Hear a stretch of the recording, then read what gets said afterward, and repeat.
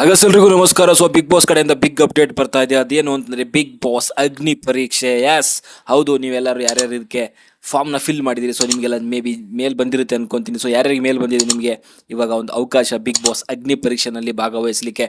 And ಆ ಒಂದು big boss ಅಗ್ನಿ ಪರೀಕ್ಷೆನಲ್ಲಿ ನೀವೇನಾದರೂ ಪಾಸ್ ಆದರೆ ಖಂಡಿತವಾಗ್ಲೂ ಸೊ ಬಿಗ್ ಬಾಸ್ 13ರ ಒಂದು ಮನೆಗೆ ಗ್ರ್ಯಾಂಡ್ ಎಂಟ್ರಿ ಕೊಡ್ಬೋದು ಅಂತಲೇ ಹೇಳ್ತೀನಿ.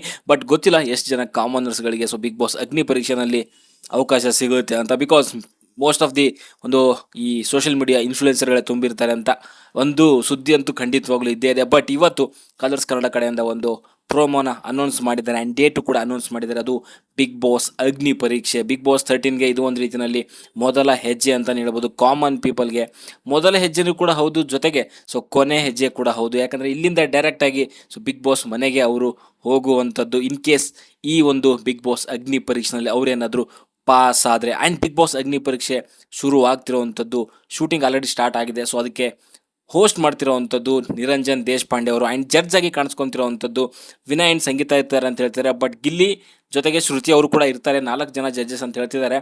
ವಿನಯ್ ಸಂಗೀತ ಆಲ್ಮೋಸ್ಟ್ ಕನ್ಫರ್ಮ್ ಇದೆ. ಬಟ್ ಗಿಲ್ಲಿ ಆ್ಯಂಡ್ ಶ್ರುತಿ ಅವರು ಇರೋವಂಥದ್ದು ಡೌಟ್ ಅನಿಸುತ್ತೆ. ಅದರಲ್ಲೂ ಮುಖ್ಯವಾಗಿ ಗಿಲ್ಲಿ ಬಗ್ಗೆ ಮಾತಾಡಬೇಕು ಅಂದರೆ ಎಲ್ಲೋ ಡೌಟು ಅಂತ ಅನಿಸುತ್ತೆ. ಬಿಕಾಸ್ ಗಿಲ್ಲಿ ನಿಮ್ಗೆ ಗೊತ್ತಿರೋಂಗೆ ರೀಸೆಂಟಾಗಿ ಪಳಾರ್ ಅನ್ನೋ ಸಿನಿಮಾದಲ್ಲಿ ಒಂದು ಅವರು ಲೀಡಾಗಿ ಕಾಣಿಸ್ಕೊತಿದ್ದಾರೆ. ಸೊ ಆ ಒಂದು ಕೆಲಸದಲ್ಲಿ ಇರ್ಬೋದೇನೋ. ಜಸ್ಟ್ ಬಂದರೂ ಕೂಡ 1 ಅಥವಾ 2 ದಿನ ಶೂಟ್ ಬಂದು ಹೋಗ್ಬೋದು.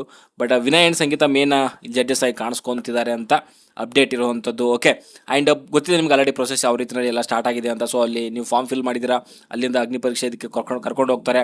ಸೊ ಅಲ್ಲಿ ಅಗೇನ್ ಫಿಲ್ಟರ್ಗಳನ್ನ ಮಾಡ್ಕೊಂಡು ಹೋಗ್ತಾರೆ. ಕೊನೆಯಲ್ಲಿ ಯಾರು ಉಳಿತಾರೆ ಕೆಲವು ಜನರನ್ನು, ಸೊ ಅವ್ರನ್ನ ಕಾಮನ್ ಪೀಪಲ್ ಅಂತ ತೊಗೊಂಡು ಸೊ ಬಿಗ್ ಬಾಸ್ 13ಗೆ ಮನೆಗೆ ಎಂಟ್ರಿ ಕೊಡ್ತಾರೆ ಅಂತಲೇ ಹೇಳ್ಬೋದು.